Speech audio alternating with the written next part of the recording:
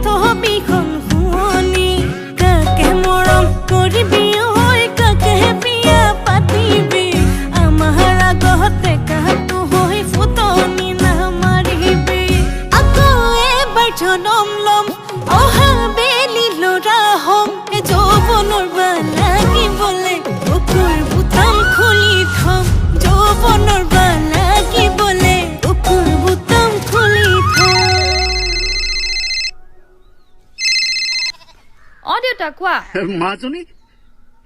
তই আজি APS-C clear কৰিলি নহয়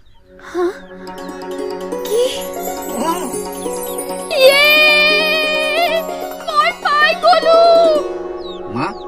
তই আমাৰ ছোৱালীজনীৰ ওপৰত এনেই ভুল ধাৰণা এটা লৈ আছিলি এতিয়া দেখিলি তাই এপিএসসিত নিৰ্বাচিত হৈ আমাৰ গাঁওখনলৈ সুনাম কঢ়িয়াই আনিলে যিটো আমাৰ গাঁৱৰ ডেকাসকলেও কৰিব পৰা নাই এতিয়া বুজিলি